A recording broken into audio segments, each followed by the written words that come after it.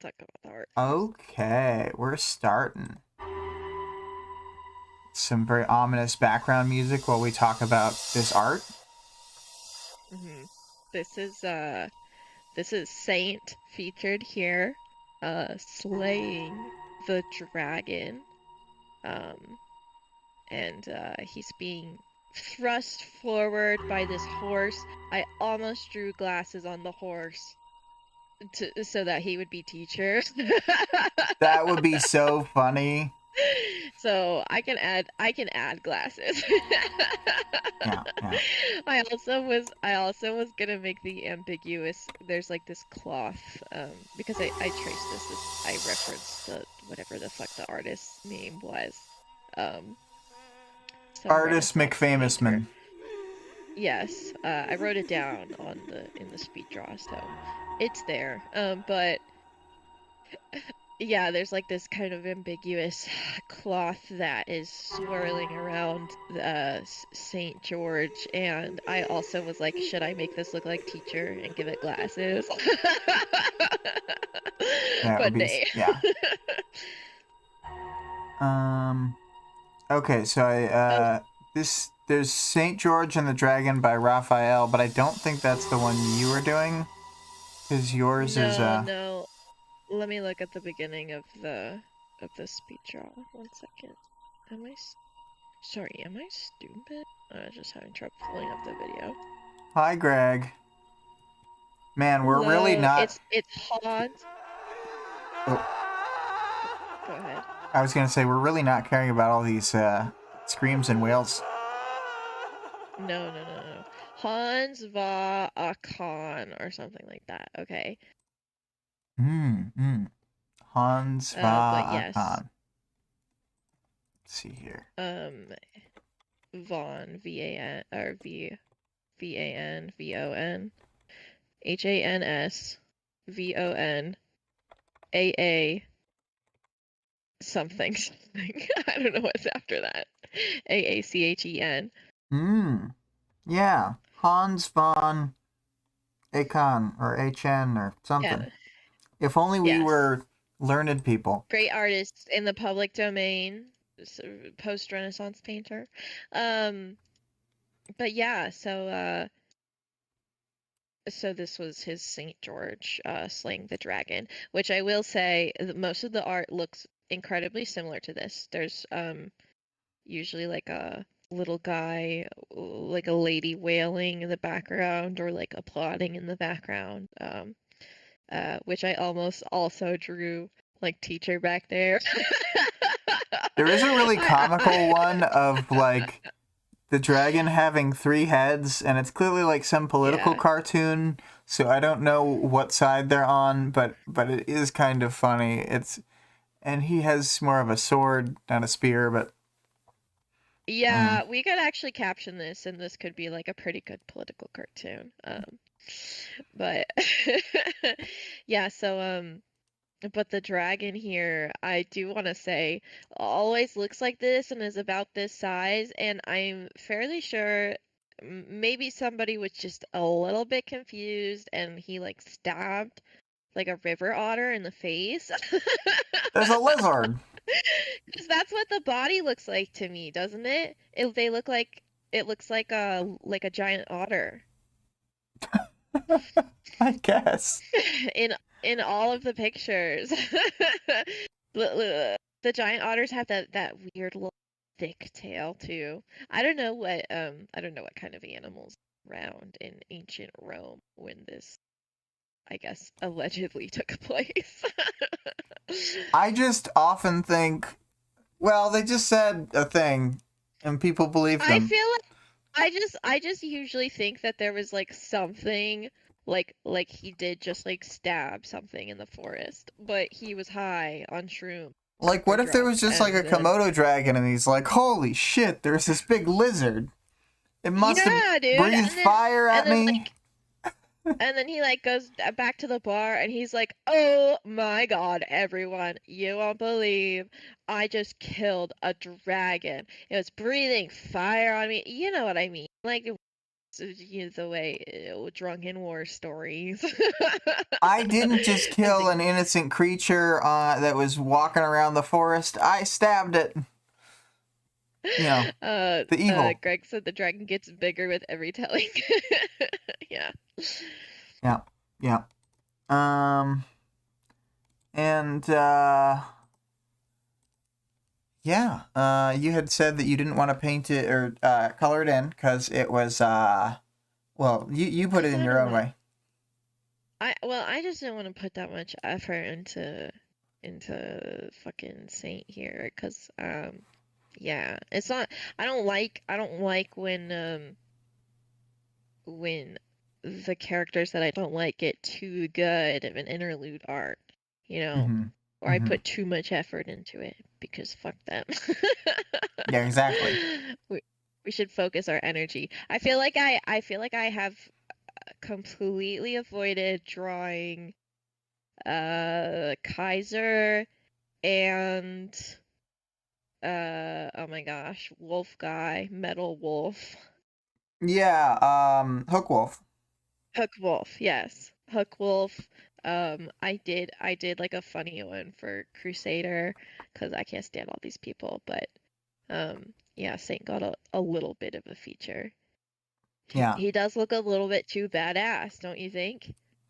Yeah, probably. Um, I mean, I do think it's funny that like the dragon is like it to me looks comically small yeah, and it's he always has this teeny. like Like the dragon comically is long always smaller sword. than the horse. You're like, why are you so worried? Why were you worried about this dragon? This seems like the kind of creature you could get off horseback and fight on foot. Uh, Right, yeah.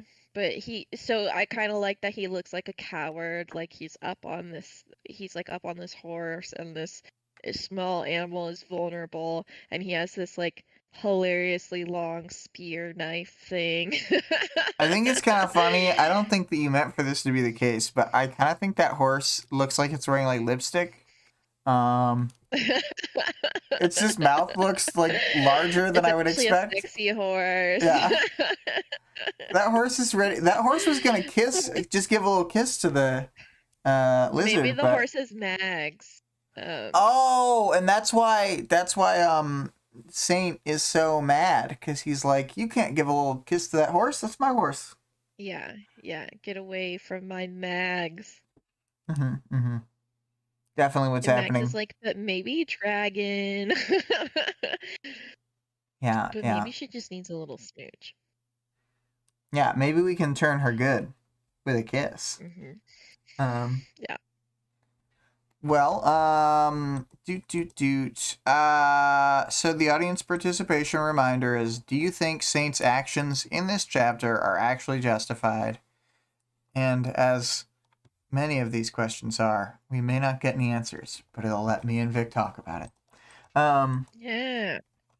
For themes, you had put murder and then a frowning face emoticon. Yeah, I actually don't think I have any themes for this. This one is just like, this one is just about Saint sucking. Because it's not like the people around him like have similar ideologies, but theirs are like so much less extreme, and he's just like doing his own thing. So it isn't really a theme, you know what I mean? Right, yeah. Um, it's just him like bastardizing like what other people are saying. And like I don't know. Obviously there was like some intention with Andrew Richter's like message and like having the whole shutdown thing and like giving Dragon all these limitations, whatever. But like Mm-hmm. he didn't know him. You don't actually know like what type of boundaries or lines Andrew Richter himself would have set, but he like obviously uses that as an excuse. And yeah, I don't know. It is crazy that he's Andrew Richter when there's a famous actor named Andy Richter. Yeah. I was trying not to say Andy Richter. I know, I know. I just kept thinking it though. Yeah. A lot of times they just say Richter, and some reason it doesn't like make that little thing go off in my brain. But when we're saying Andrew Richter, like I'm hearing it. Yeah. Did he have a cape name at all? No, he was so secret. I'm Netman. I live on the net. Yeah. Um, well, if we think of any themes, I guess we'll talk about it. But I don't think there's any themes. I think it's just Saint being a douche. No themes here, people. Yeah. So the chapter starts out with Dragon assessing and rearranging her data on the Slaughterhouse 9 based around what Weaver is telling her through the comms. And Chevalier says she's got the go-ahead from the top. The seemingly the President of the United States. Yeah, unclear. Um, I mean, yeah, they seemingly. they mention the president, I think, in this chapter directly. Well, they say commander in chief, Yeah. and then a couple lines later they're like the president.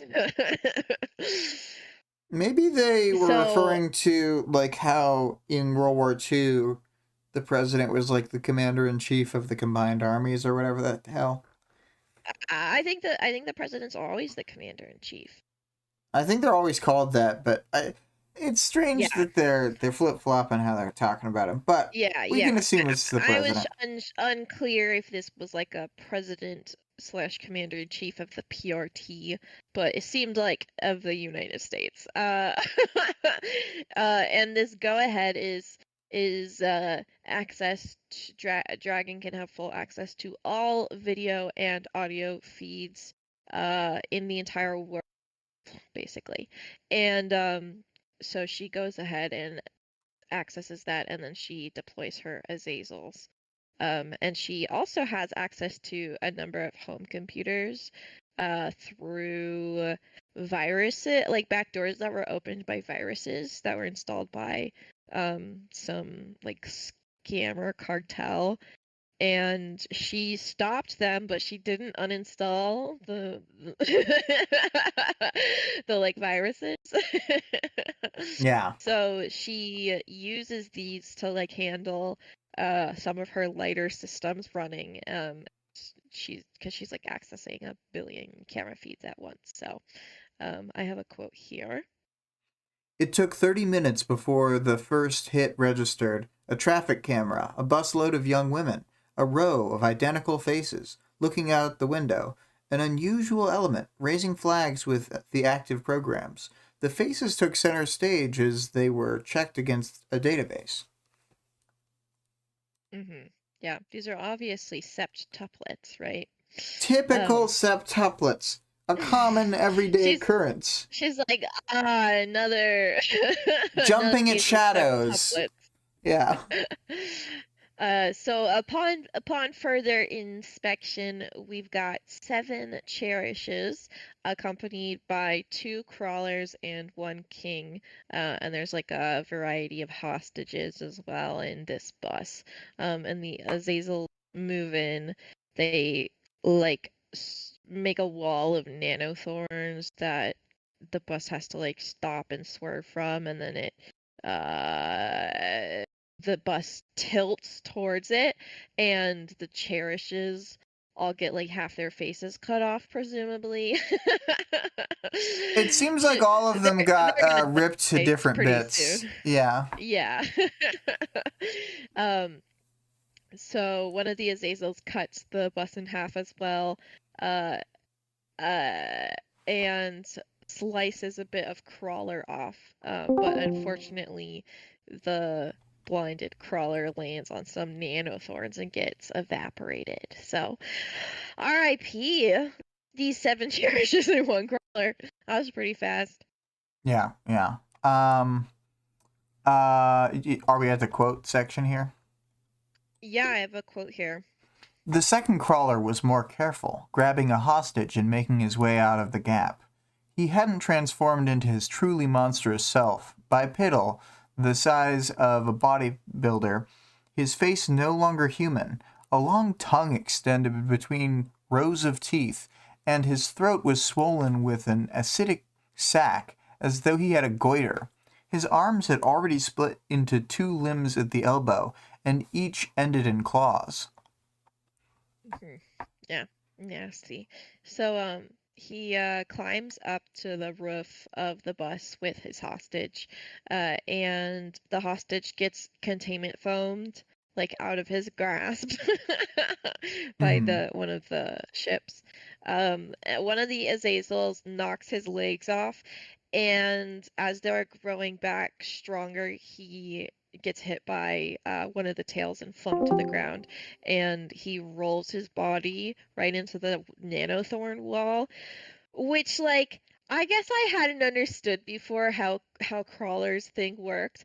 It isn't just I thought that it was just he grows back stronger every time, but it seems like it's whatever killed him, he grows back like an immunity, so that if that had same exact thing happened, then he would be fine, right? Right. And that's why, like, Which is crazy. certain types of attacks didn't work on him before. Like, he had already hit himself with enough, like, fire, and, you know, probably souped up versions of fire through powers that, like, even Yeah, the sun thing wasn't good enough. yeah. So he grows back some of his limbs, and they have the nanothorin power, so he's able to block the nanothorin attacks, and he slices off the Zazel's tail. And Crawler shoves like the rest of his limbs into the nanothorns, and he talks, but Dragon software garbles it up, because of the quarantine measures or whatever. They don't want to hear anything from these people. Yeah. Um, so and Azazel launches away from Crawler so that the thrusters like blow him into the wall of nanothorns, and it successfully dissolves him entirely. Uh, and then the Azazel just like hops in and then immediately containment phones King. King like Yeah. seems so useless here. Yeah, well, they always use him because he's like the perfect, like, oh, you can't kill him because he'll kill all the civilians. And then they're just like, fuck Yeah, you, idiot. yeah. So Dragon moves some resources back to her voice modeling, and she announces that 10 members of the Slaughterhouse 9 have been dealt with. Pretty impressive. Greg said, much like in chess, he isn't terribly mobile. Yeah. If you don't know, in Yeah. chess, they can only move the one. I don't know if you're into chess at all. I don't think we've talked about that. I mean, I know all the moves. You know all the moves. I know a lot of people who don't even know the moves, though. Yeah. So this was like a trick opening chapter where everything is like from a vague perspective, and then it turns out it was Saint all along. Oh my God. So this creep Saint, he's watching along the battle from his own computer setup thing. He shifts his attention and goes and checks on the bird cage. And his teammate is Max his girlfriend? Are they together? Yeah, I think Okay, so. okay. So I don't know. freaking Mags, his teammate lover, comes and brings him some coffee and mentions that what he's seen so far has probably been sent like the censored version of events to keep the triumvirate out of things. Because this was like before or right before, right after the triumvirate started showing up. Hmm. Saint suspects that Jack is secretly holding more of each in reserve, which is like the only smart thing that he thinks this whole chapter. It's Hmm. not true, but it is something that Jack would do. Yeah. I feel like he should have like made it seem like there was one of each, like he just revitalized each of them, and then they would like kill one, and then they would just like keep sending them out one at a time. Yeah, I kind of think it would have been a better, like, I know he wanted to do the Grand Killington, whatever, but if they Yeah, had but done I a want to do a fake out mind there, fuck. Yeah, where he's like, Yeah. it's a fake out where you think that there's one of each, and then after we've expended like 4 groups of 5 people or something, then like 10 cities get attacked by groups of like, Yes. threes and four. Yeah. And then it's like, Oh I don't fuck! know, the way that you would expend your energy would be different, where you'd be like giving it your all per person rather than like let's try to kill people as like efficiently and with as least amount of effort as possible because they're gonna be tired. Yeah, and I'm thinking about some other stuff at the end of the arc that if you wanted to, you could pretty easily shift around to like uh turn the tide and make the numbers game not as big a deal. Like hmm Scion will show up at the end of this arc, and when he does, you could just make him show up slightly earlier and wipe out like a bunch of them if you wanted. Yeah. Yeah. True. Even Um, perhaps show off his power. whoa, remind us how badass Scion is. How strong he is. Yeah. So, their other teammate, Dobrynya, uh, it's probably a ya, right? Because he's like Oh, it's gotta Russian. be a yeah. Dobrynya enters. He's wearing his full suit that was gutted from Dragon's Pythios model. And when Saint looks back, Dragon has already located Jack driving somewhere. Over the comms, Weaver's like, Dragon, I wanna come. Mm-hmm. Taylor's always making everything about her. um, Dragon gives pushback and she says that she'll only get to watch, but she does concede. Um, so Saint goes to the bathroom and he leaves Mags in charge of auditors. And when he comes back, there's trouble. Dragon, with her newfound power of being omniscient, uh, she has pulled up Saint's photo Oh, and she's like searching security footage of him. she's gonna get And I my have a quote ass! here. I Yeah. know. Well, I wanted to say really quickly before I get into the quote that when you were saying about Taylor that she's got to make everything about herself, I thought of Chicken from the next book when he says, "If my friends are gonna be hurt, I have to be there." Like, Yeah, he just exactly. has to be fighting. He has to go. Like, no question. Um, so the quote is, from there, she had a location. A map, like the one she'd used to find the Nine, appeared, giving his likely locations. Another surveillance image popped up. It was of him, sitting with Mags at the coffee shop an hour away. So then Dragon isolates Mags' face, and then she's like quickly able to find Dobrynya as well. And then Saint orders Mags out of the chair and he takes over. And I have a quote here. He identified the metric she was using to search the surveillance camera images, taking the images of Mags' face and then cut in ahead, one crude image alteration just to throw out an alert ping, to convince her the process was glitched, convince her that she needed to shut it down before the corruption spread. Dragon was already ahead of him. She set out stipulations, restricting the search. He felt a bit of a thrill as the duel began. Yeah, so he wants to try to distract her, but then it becomes clear that she's like still focusing on and prioritizing Jack.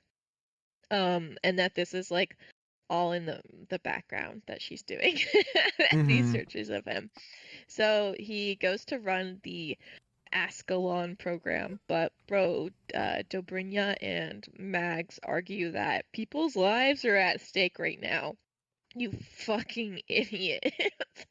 I don't give one fuck about that. My name is Saint. It's just the fact, like, they've been going along with their thing this whole time, and so, like, they're not people who have the same type of morals and ethics as me, and they're like, are you kidding, dude? Yeah. It's not just like the end of the world. It's like the Slaughterhouse Nine are actively like going on this like horrible killing spree that they've been planning 2 years for, and this is a time that you're gonna step in. I do think it makes it worse that it's torture murders. It's crazy. So Saint thinks back to when he and his crew first discovered Dragon. Saint was a spelunker who was supposed to be grabbing specific items and mementos from the houses sunk by the Endbringer attack in, where was this, in Canada? Yeah, this is Newfoundland. Yeah, Newfoundland. So he finds a bright orange box instead underwater that's transmitting this emergency signal. And when he comes out of the water, Margaret and Misha, Misha definitely Collins not the is same here? people. Misha Collins are panicking because the orange box seemed to be interfering with the radio, so they were talking to him and he wasn't answering.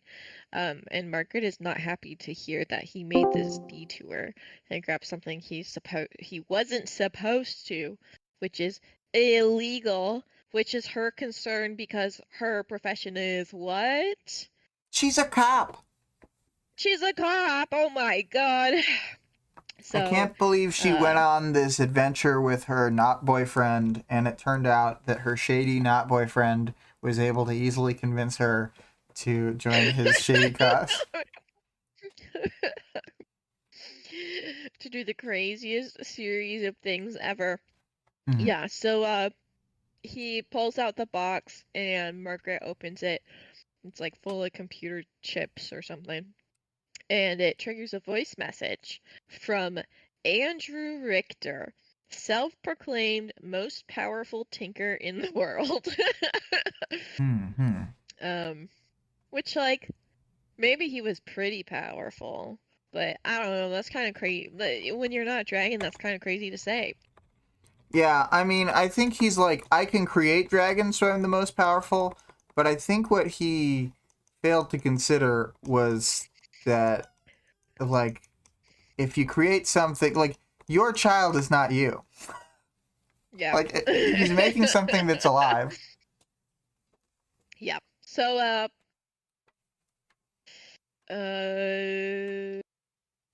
my place. Oh my gosh, Andrew Richter, self-proclaimed most powerful tinker in the world. So he describes that in his life he created more life just like a god, and that he can't quite trust that it will listen to the parameters that he's set for it. He And for comes this off like a reason, slightly less zany Nilbog. yeah, he seems crazy. Um, so the box has an access key that can only be activated with a valid law enforcement badge number, and states like, "Oh my God, Margaret, what a coincidence!" And she immediately says no. And then the box announces that there is a 3-hour limit after opening, 3-hour time frame for this to be entered. So clearly, she broke within 3 hours. He's like, quick, get this woman a yard marg. And they drank it out. And they decided, while drunk, that it was a really good idea. Yeah, or he just like tackled her and took her badge. Oh, yeah. It's just, No, I think it was a... I guess we'll talk about it when we talk about Andrew Richter, but like, what an idiot. Yeah, like, I think it's... There's like I so felt this many way ways since somebody could get a Dragon's badge chapter, number. but he's just so dumb in so many ways. Like, oh, you have to follow all the laws of a place. And Dragon's like, follow all the laws? So you mean, like, if the law was something terrible, I would have to do whatever evil thing for that? Yeah. So dumb. Like, did he forget that she is immortal and he's not? Like, I don't understand. Also, there's been a But he, weird noise from Discord that I've been getting a couple times, where it sounds like somebody's joining and leaving the channel, but I don't see anything happening. So, um, oh, I'm just going to quickly leave and come back into the call. Hopefully it won't keep cycling Okay. like that. Okay. Hello. Discord gonna Discord, said Greg. Now. So, back in current day, as Saint watches Dragon working harder than she ever has, he thinks that Andrew Richter had a right to fear his child was a monster. He's so fucking dramatic the way he talks about it. I'm trying to shoot her in the head, and she just keeps trying to move out of the way. What a monster. Yeah. What a monster. I agree that mass She's surveillance is currently, bad, but they are in a pretty bad situation, so, it's I know, hard to say. Dragon's always crossing boundaries that she shouldn't. Mm-hmm. But then you forgive her because she doesn't do anything wrong. Yeah. Yeah, so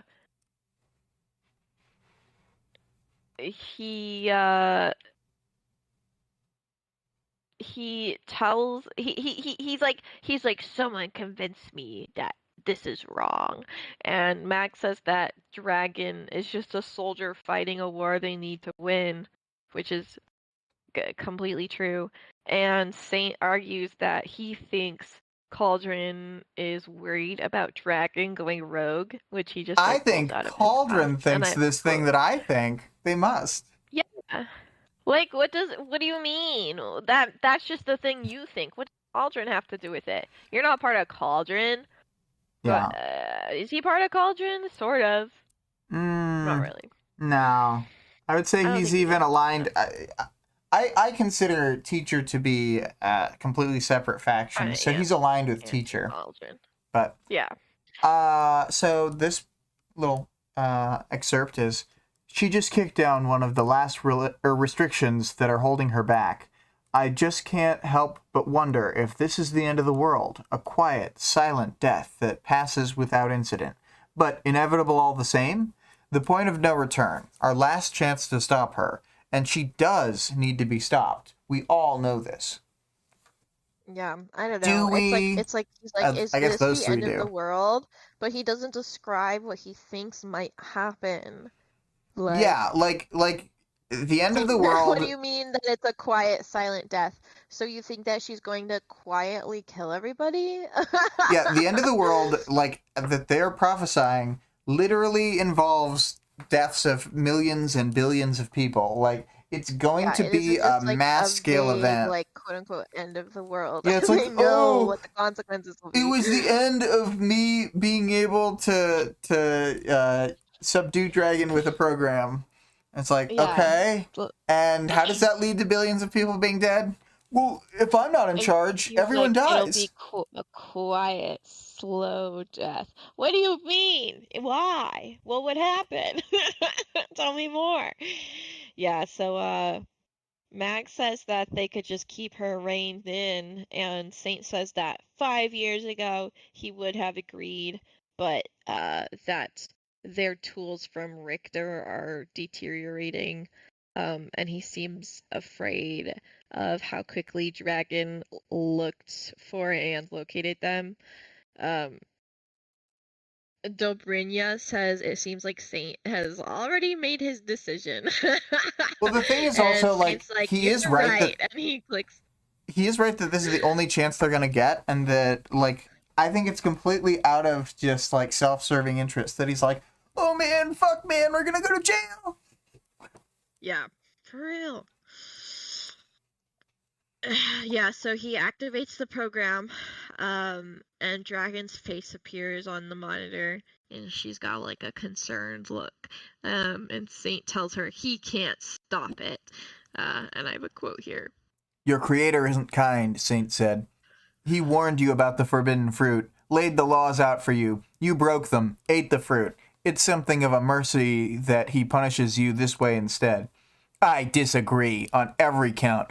I was the one who made me, who defined myself. This creator is no god, only a cruel, short-sighted man. Yeah, so Dragon's voice goes out, and then her data feeds stop one by one. and then the dragon crafts deployed out towards the 9 go into autopilot and like safely land. And Defiant opens up his comms to Dragon, but he's talking to Saint, and he's like, "What did you do?" And I have a quote here. "I'll kill you for this," the cyborg said. There was no emotion in his voice, and somehow that was more disturbing. "A little extreme," Saint said. "She was a hero, the woman I loved." Love. Woman. Your fetishes and self-delusions aren't my issue. He's just such a fuck. Like, I know that this isn't, like, directly, like, I'm a Christian and I'm killing you for ideological reasons, but, like, the way that Saint is portrayed reminds me so fucking bad of, like, actual real-life Christians who are, like, lost in the sauce. Yeah, I think it's supposed to be. And the way she said this, like, this creator is no god, only a cruel, short-sighted man. Like, yeah, that's how I feel whenever any morality gets preached at me by these fucking types. Yeah. So, Saint tells Defiant that she didn't love him any more than just like acting out emotions that she thought she should have, and that she was just a tool that needed to be destroyed before she was corrupted. And he thinks to himself that this'll serve a double purpose, since he'll have to now assume control over the birdcage, like the PRT had been talking to him about. He tells Mags and Dobrynya to set themselves up at their consoles and to help control the dragon crafts. They see Jack entering Nilbog's domain, and Saint tells his crew to build up a perimeter and be on guard. He gets a notice from Dinah Alcott that chances of success today have tripled. Although a moment later, he learns that the overall casualties for the next few days are increased.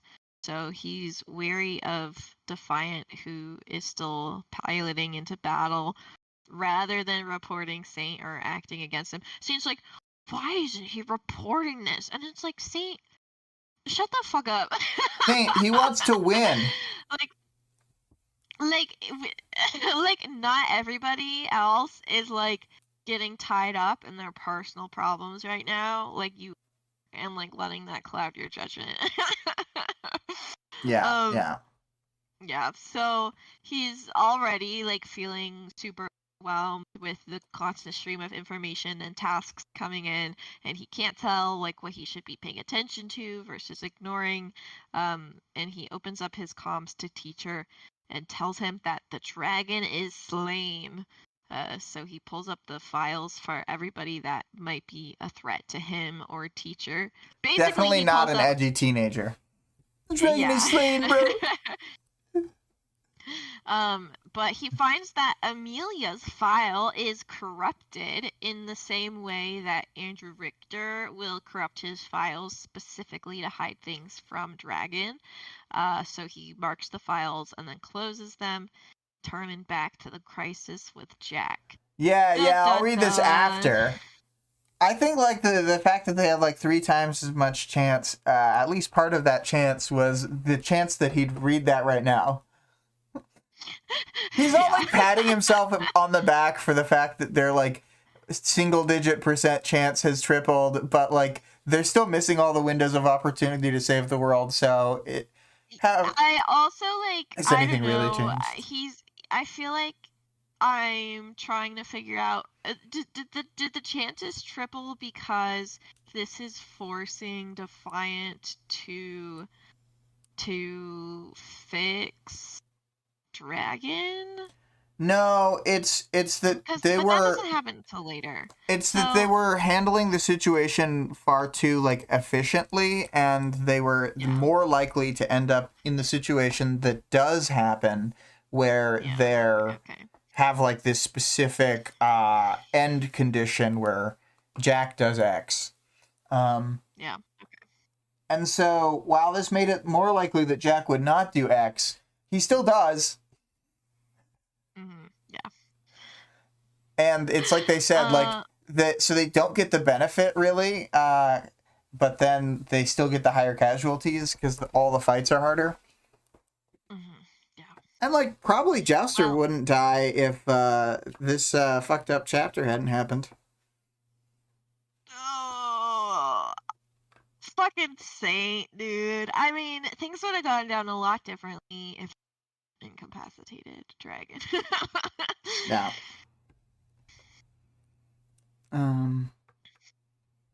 Final So chapter thoughts. yeah, final chapter thoughts. I thought this was a really good one. I also was shocked to remember that this was not just like an interlude, it was a bonus chapter. So, like, had he not had the bonus, would we. I say this every time, but would we have just not gotten this really important chapter? Dragon just would have died and we wouldn't have known why. Yeah, Dragon died a couple chapters ago. That's why all the bots started being worse. Oh, We would just really? every time Taylor sees Defiant, there's just gonna be like tears streaming down his face in like an anime style where they're like coming out of his helmet because he's always wearing a helmet. And it's like that's happening, but also like the only he's talking in totally normal voice. Like yeah, exactly. yeah. He's got like the robot voice and it takes out all the like I think that I mean Saint here kind of describes Defiance. He describes Defiance's voice as emotionless and I think that's just because of the like voice modulator he has on, right? But really he was sobbing. He was screaming and sobbing. I think that at first he was emotionless because he was in shock, and then because he was in shock and denial. He didn't know. Yeah, well, yes, he had not yet gotten to wherever he was going to get emotionally. Yeah. But on the other hand, that Saint, he's like, it's not my fault. I didn't do anything wrong. Yeah, he's like, this had to happen, and it's like, bro, I don't know. He didn't have anything planned. It's like, man, Dragon has contingencies. Oh boy, and it's like, yeah, you have zero contingencies. You didn't think through anything. Yeah, the What first the second fuck? he All gets you did. behind the controls, he's like, oh no, this is way harder than I thought it would be. Oh no, I'm overwhelmed and this is way harder than I thought it would be. There's all these things that I took for granted that Dragon was doing, and it's like, yeah, you were just sitting here watching her. I thought I could just fire my whole years. IT department because I have basic computer skills. Yeah.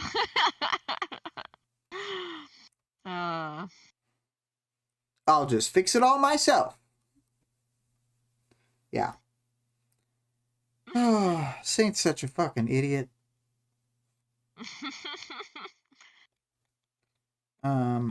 It's been known for a long time, but we're a Saint hater podcast, and as Greg says, it'll be a team effort. I gotta do it all myself. Anyway, so yeah, I was just shocked that this was a bonus chapter, and then I got the top comment on here by Wildbow was, ran out of time before I got a chance to do a serious proofread. Sorry for typos or sentences that don't go anywhere. Thanks for reading. Typo thread. And I thought that was so funny because, like, I know that we're reading the fixed version of the chapter, but the idea that he was rushed and this is his, like, rushed work, like, this is a pretty good chapter. Yeah. So. Oh yeah, and then I had an example that I had pulled out, but we don't really need to read it. It was just interesting to see the corrections and how the sentences were changed to flow better sometimes. Yeah. Let's see here. Do you have anything more to say about this before we sort of move on? No. Let's talk about characters. Okay. Defiant. Well, Defiant's pretty angry at Saint, and he says he's gonna kill him, which I don't blame him for. Um, This is like one of those Jim Raynor promises. I don't know that it ever happens. yeah. um, I think he's pretty mad right now. I think he means it right now, but you know, if what would Dragon do? You know, she'd be like, Dragon wouldn't kill him because she wouldn't be able to. Well, I also like what things happen later when they're like talking about what they should do in revenge for this. They're like, we'll put him in jail. They fucking hated being in jail. It'll be like torture for them. It'll be like torture. Oh my god, that's so funny. Yeah. Yeah, Defiant's a lot softer than he used to be. Yeah. Yeah, pretty sad. Pretty sad. The woman he loves has died. He clearly believes that is true. In contrast with Saint, who's like, her emotions weren't real. They were just concepts of emotions that she thought that she had, but they weren't real. Makes me think of Mickey Mouse trying to convince Sora to genocide the nobodies. He's like, they don't have feelings, and if it seems like they have feelings, they're lying to trick you. He like literally tells Sora that, and it's like, bro, I don't know. You just sound like a war criminal, Mickey. Every time you bring up that scene, I also think of the Rick and Morty scene in like the very first episode, where he's like, they don't have emotions. Yeah. They don't have emotions, and then he shoots them, and he's like, "Oh, tell my wife and kids I love him." And he's like bleeding out, and he's like, "Oh my god, I thought you said they were robots." And he's like, "They are. They're bureaucrats, Morty." Yeah. God. Oh my god, that's so Taylor. Bureaucracy. Yeah, I don't know what else. I don't think we have anything else to say about Defiant. He reacts in the way that you would think that he would. He's pretty mad, but he stays on task. Because there are more important things at stake. I agree with what Greg just put. They're bullies, Morty. You can kill them without remorse. Yes, exactly. Yeah. Freaking high school bullies. I do like that Taylor doubles down in Arc 22 and she wakes up after having killed Tag and she's like, I want to say I'm sorry. I want to. But I'm not! And she just doubles down. She's like, they deserved it! That would be dishonest. Yeah. Oh man, in that chapter I should have played the Samuel L. Jackson quote where he says, they deserve to die, and I hope they burn in hell. Oh my god. Classic Samuel L. Jackson. Right. What do we have to say about Dragon? Dragon doesn't get much scene, this chapter. but I mean, she's just like hardcore battling. She does some battling, but I think her best moment is the like 1 or 2 lines she gets when she says the bit that you had pulled out, the I was the one who made me, who defined myself. Yeah. Yeah. Pretty good. Yeah, I feel like Dragon's story is very like, I don't know, it's like this raised by this overbearing father who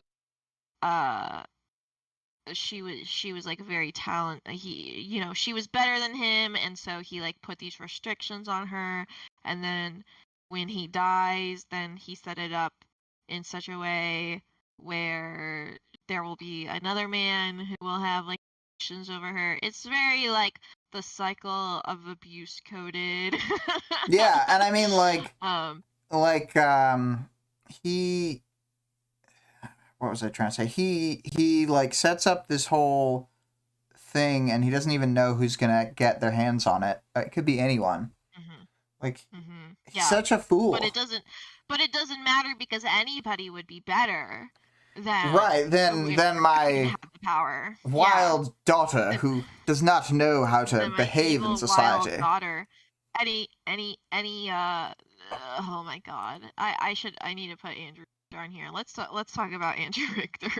Yeah. We're about to drag What, character actor Andy Richter. Andy Richter is like, it's like, first of all, I'm the best. I'm the best in the world. First of all, you don't know when you're gonna die. What if somebody usurps you by the time someone finds this box? Which it had happened. I think Dragon had usurped him, or at least started. I don't think she had her trigger event yet, so I don't think she was at the point where she was outdoing him, but she was like probably doing more in terms of actually helping people than he was, because she started doing like cape activities before her trigger event. Yeah, so I don't know. He like he just kind of a dumbass. Like she said, short-sighted little man. Yeah. Not thinking about what the state of the world might be like when he dies, or the fact that there might be other better tinkers, or the fact that the police might be dissolved, like law enforcement could be dissolved by then, or that anybody could get their hands on a police badge, or the fact that just because you're a police officer doesn't mean you're a fucking good person. Yeah, exactly. Or the fact that just because you're a police officer doesn't mean you're not that you're going to report that you found this, that you're not going to keep the power to yourself, because that was his assumption. It wasn't that like, oh, this good police officer that finds this is gonna like take over. It was that it would be put in the hands of the government. And that the government should have something this powerful. Right. That the current government, you know, the one that he was was good enough to have this, but also that the future government, whoever or that any other world government, while she's in their jurisdiction, like it could be literally could have found this. Like anyone could have found this. Like, what if she went to where fucking Mord Nog rules, and then Mord Nog was like, "You live here now. The law is that if Dragon comes here, she has to live as my defender." Like, what then? Yeah, like very just silly, stupid decisions, and yeah, I don't know. I think Dragon's right that he was just an idiot. Yeah. And I also think that she's absolutely that like everybody, nobody's a god just because they created something. But I also think he was like an agoraphobe, so he didn't have any outside perspective. Like, he literally had no one telling him, like, this is kind of stupid. You didn't think this through. Yeah. Or if you think you did, you did a bad job at it.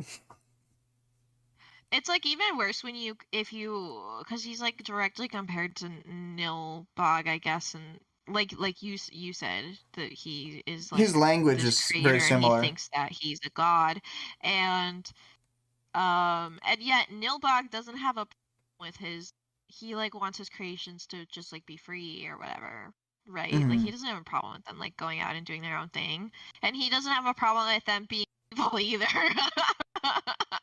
But that's he's kind of evil. But like I don't think he would be like against it if they were good either. Like if one of them joined a hero team or something. Mm-hmm. Like Nilbog doesn't give a shit. He just is a crazy guy who thinks that he's a god. I guess what we're saying is Andy Richter, you're worse than that grody freak Nilbog. And that gross guy. Someday I'm going to get interviewed by Andy Richter, and he's going to pull up the clip of me saying that, and he's going to be, what could have caused you to say that about me? Why did you say this? Oh, anything else to say about Andy Richter? Nastiest man alive. Nasty, short-sighted, cruel god. Cruel god, yeah. All right, the Dragon Slayers, Misha and Mags. Yeah, they're just sort of people who knew Saint, and they're like, yeah, you're kind of charismatic. If you give us robot parts, we'll go out and fight people, I guess.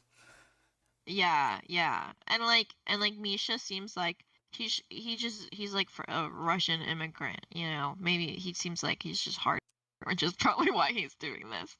Um and Mags is like, I don't know, fucking Saint says that he says Mags was able to quit her job like because of the money coming in, basically.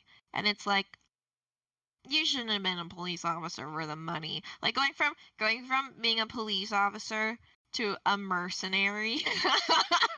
Well, you know, It's very clear where like her morals lot. yeah, I was gonna say, like, from her perspective, there could even be like well, we're basically being mercenaries only for good causes, and we're donating the Yeah. money for charity, so like it can't be bad. But I mean, I generally do agree. I don't think that police officers should be able to become private security, and yet that is a very common route after they have a few run-ins with the. Yeah. You know, they're like, I was too edgy even for the cops, so now I've got to go be private security. Yeah. Yeah. If you're gonna be a cop, that's like the thing. You need to have wanted it so bad that you could never do anything else. They told me that the Internal Affairs Office would never prosecute me, but I guess I just went too far. So now I have to work for a private company. Yeah. Yeah, so they're just too, I don't know. They're not nearly as bad as Saint because they seem to understand that Dragon is a person. At least I don't know if they're supposed to be like represent the two different sides of this, but Misha says yes, she has a soul, but that doesn't mean like that she isn't dangerous or whatever. And then it seems like Mags's thing is like, maybe she's not a person, but that doesn't mean we have to kill her. We could just put restrictions. Right, and I think that, like, from Mags's perspective, it's like extremely utilitarian in like an almost Taylor level of just like, how could you say that we need to kill her off now in the middle of a fight that she's fighting like for us? Yeah, and like you don't believe in the end of the world, and then like Saint's like, yeah, I believe in the end of the world, but I think it's her. But it's just the fact that even a second to her biggest adversary, like Misha and uh, Misha and Mags are also her enemies. They're also people who are okay, like utilizing her as a tool and like something to be directed and controlled and contained or whatever and dehumanized, whatever. They're obviously like they're people who very much don't respect Dragon, and yet even they don't think that it's gonna be Dragon that ends the world.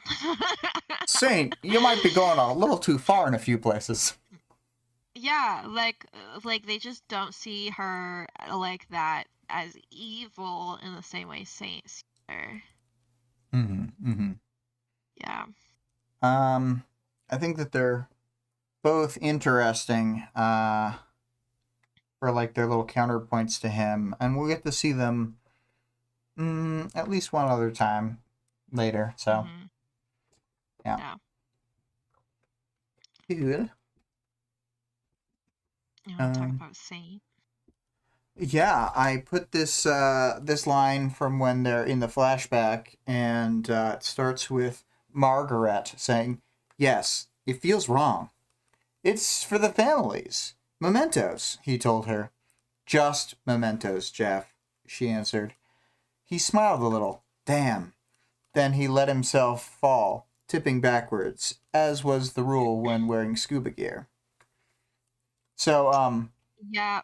he's like clearly got this underhanded motivation that like we don't dig into too much, but like he wanted to use his charm or whatever to get her on board to legitimize his operation, and then she didn't want to go as far as he wanted to go, so she was restricting him. So even though he had kind of lied to get her there, he was hoping he could get away with more, and she's like, no, I'm actually going to try and enforce my role, which then she subverts by not enforcing her role. He Yep. just does what he wants anyway, and she lets She him get very away with quickly it. crumbles. Yeah. But yeah, Because, like, he doesn't even yeah, go Saint into any just of the kind of. locations he's supposed to. He only goes in and steals the dragon box. No, he goes and gets the other Oh, does mementos. he? I thought he... Yeah, Oh, I I don't must have know if it's in missed... the recording, but it was in the write up. Okay. Yeah, and they're like extra mad because it was like a timed thing, and so he shouldn't Hmm. have been spending extra time doing bullshit. Um, but yeah, I don't know. Saint's just like the worst. Yeah, he like everything has is like a double pronged thing where he's just like actually trying to get something that he wants. Yeah. um, and I think that he feels very righteous. Also, I think that he went to Google and then he wrote Saint, and then he started to write Geoff, and then he wrote GEO, and it popped up Saint George, and he was like, "Oh my gosh, that's close enough." Mm-hmm. He Mm-hmm. did a lot of went down like a Wikipedia rabbit hole. Cause why is his name Geoff? Geo? On here, so I'm excerpting the chapter. He had to drop to the, and this is like just after he drops in. He had to drop to the lowest level before he could make out the street numbers on the buildings. 4 locations to visit, a list of items to find for the people It's who'd just the escaped, stuff. the It's when families. he comes back up. It's when he comes back Oh, up, it's when and he then comes he back drops up. the item. Yeah, and then he drops items, and then they're like, you were only supposed to get the items." Okay, got it. Okay. Okay, and the detour was first. I don't know why, but I thought that he only Yeah. yeah. All right. Well, whoops. Well, it's just clear that those weren't his priority, like doing what he was actually saying Yeah, he was there for. yeah. He just likes scuba diving, I guess. I don't know. Yeah. Well, I think he just wanted to loot something really good Hmm. from like a body, like wedding rings. Some epic loot. Yeah. Something sweet. Um, He did get something sweet. mhm. Uh any other characters worth mentioning? We see some Slaughterhouse 9 members, but they just get wiped out. Yeah, they just all die. I do want to All the point out churches. Dragon perfects that fight. She doesn't lose any civilians. She kills 9 members and doesn't kill King. Just like perfect captures him, so she doesn't even hurt the people he's touched. So Yeah, it's crazy. everyone gets safely foamed. Mm-hmm. Mm-hmm. Foamed. Um. Let's see here.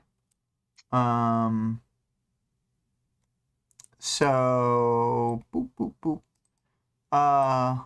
Did you want to read this or do you want me to? You can read it.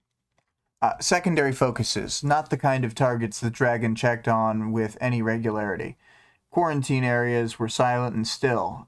Canberra was sealed off under a dome. Madison was surrounded by walls. An area of wilderness in Alaska was marked off, but had no physical barriers to wall people away.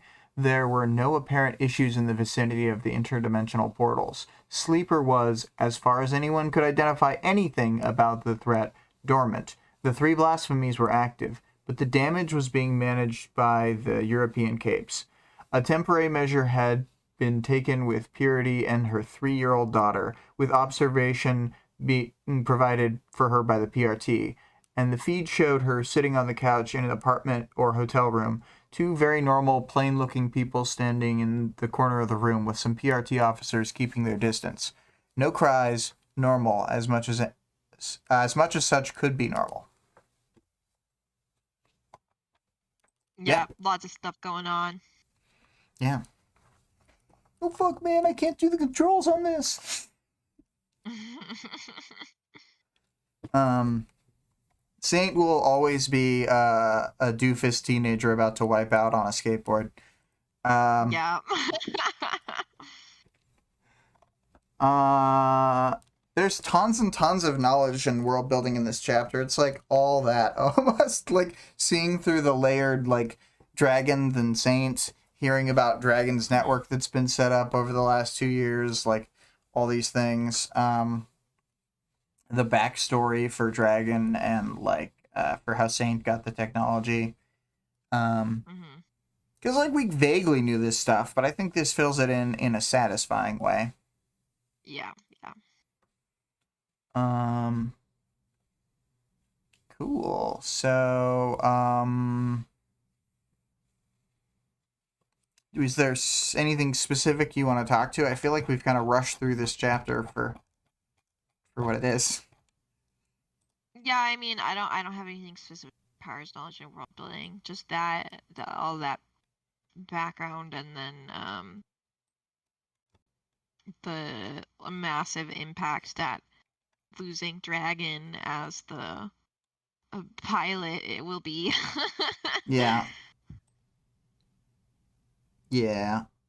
Because they'll have basically like we'll go from the devices being able to perfect fights without any capes being there to like, oh, now they can successfully land without injuring anyone. Cool. That's useful. It's good that they're not crashing, but It's good that they didn't just like fall out of the sky.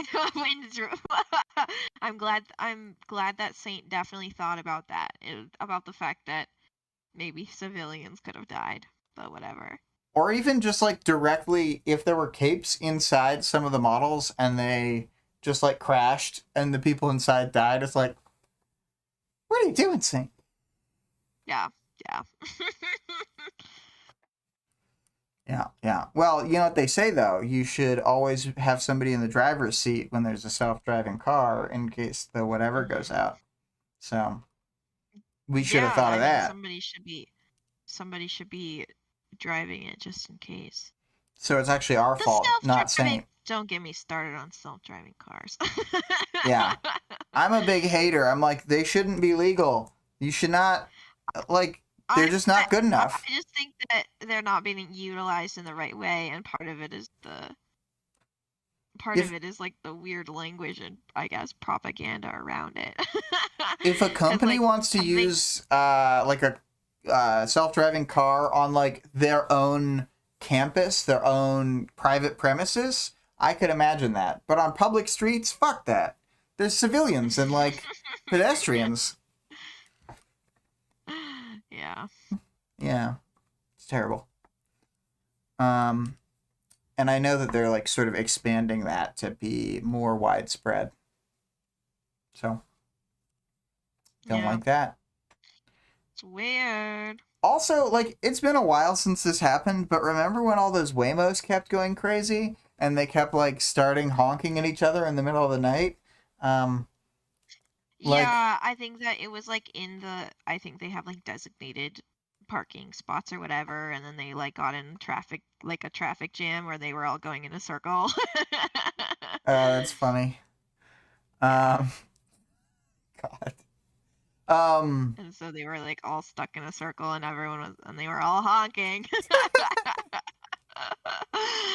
uh, um, anyway, let's see here. I guess down to the audience participation question.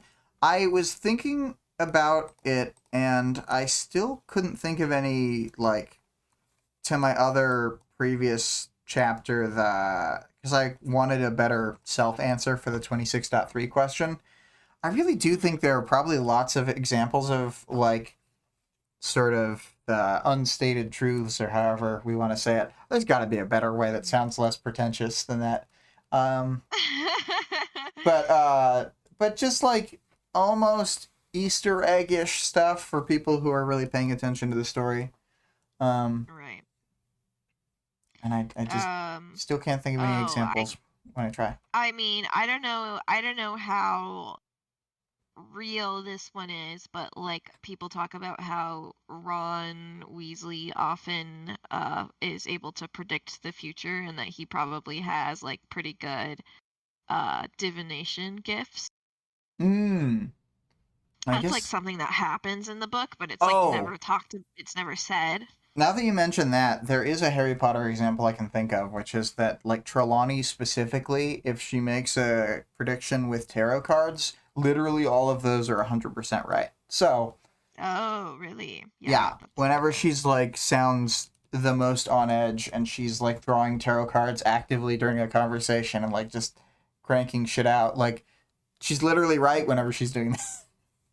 And Yeah. all the other methods, she's wrong. But, yeah.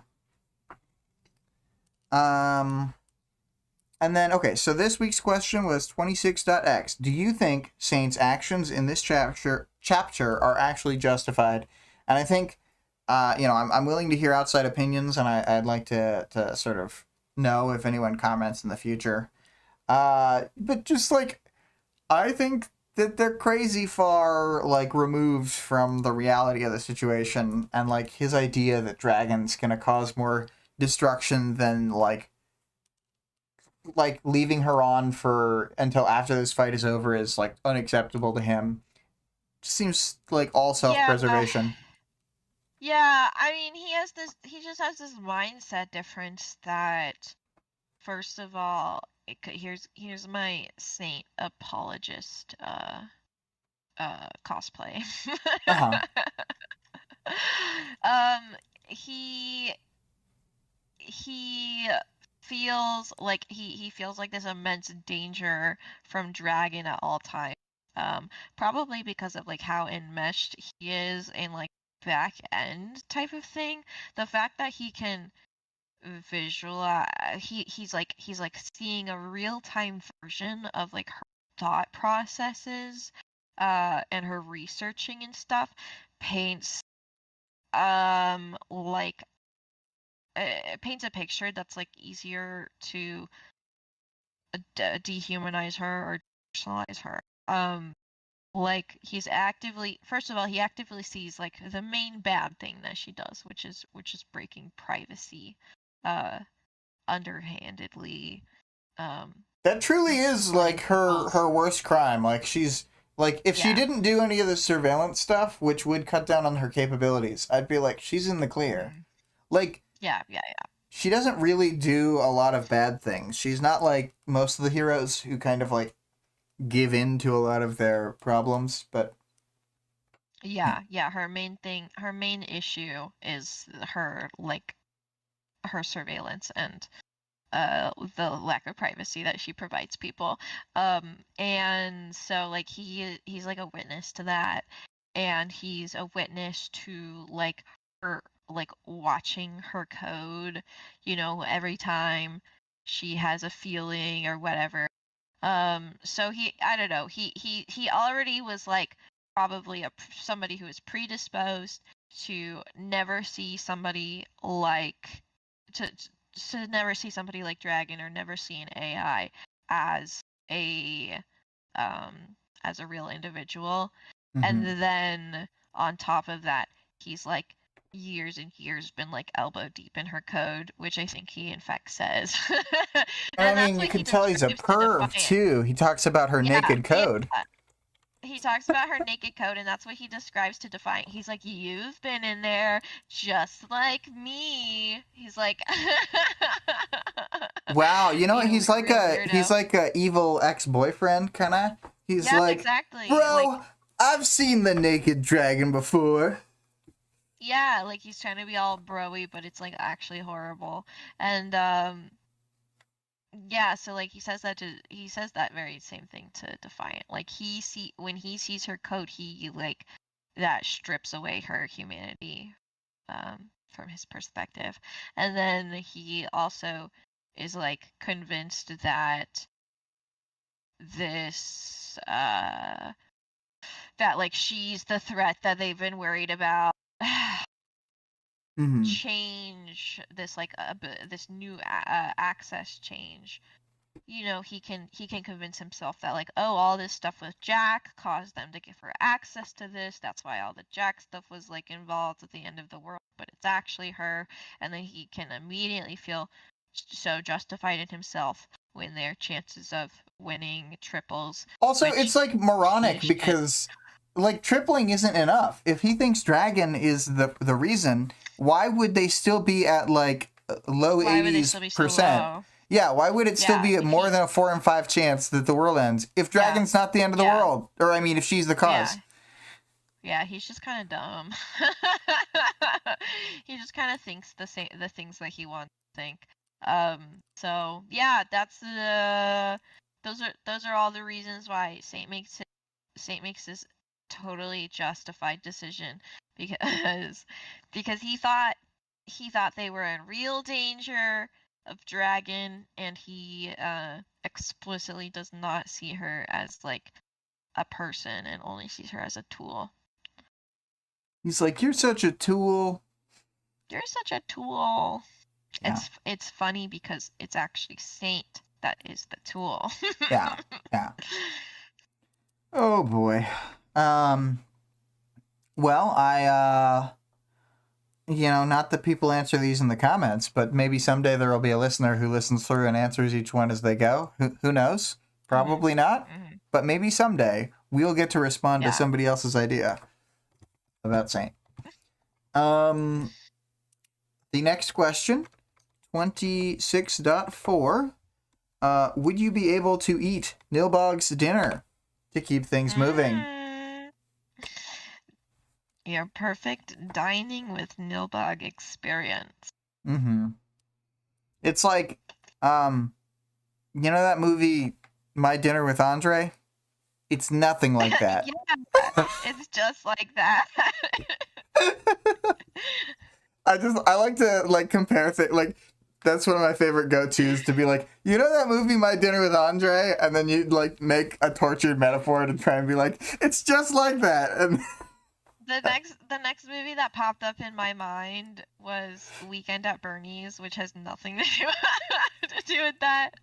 Well, there is kind of but it's just like the Nilbog main body is not actually his main body. It's like a fake main body. So he's like Weekend at Bernie'sing a different Nilbog creature who's not alive. That's true. That's true. So he is totally weekending. The dance move, the Bernie. I don't. I think it's like the Puppet Master, right?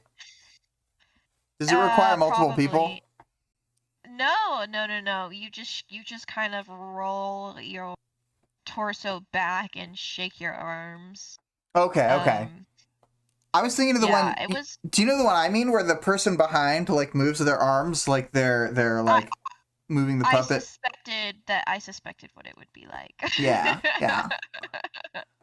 Yeah, it's just a single person, but I've never seen Weekend at Bernie's, so I might have been doing the dance wrong this whole time. Oh. But I think it's supposed to be like from this specific scene. He like goes to the club and then they like dance him around, and he dances like that, because he's dead.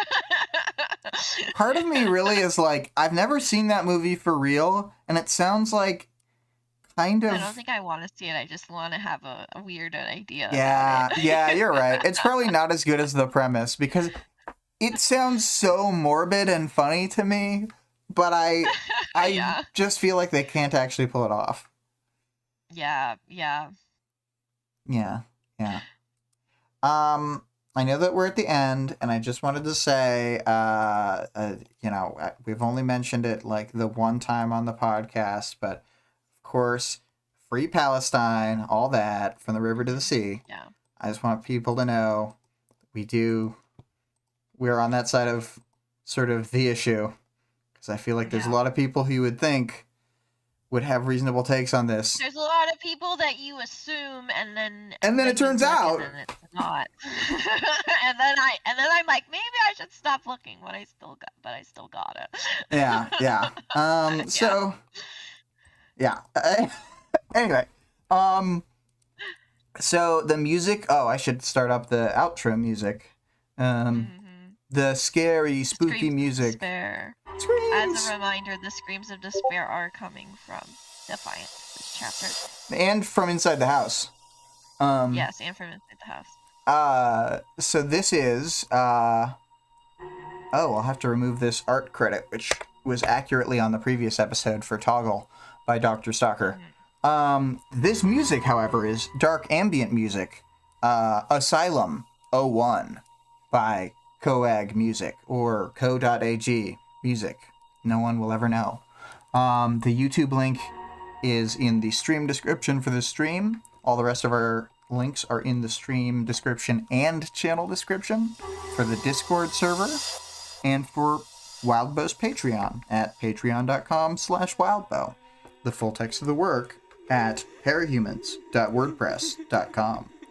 And the fan-made audiobook of the entire work at audioworm.rain-online.org. And Greg says cheers for the stream. Yeah. All right. So, we could vamp out the last minute or so of this sad wailing, but I don't think we have to. I think we can just say, we'll see you next stream. Goodbye.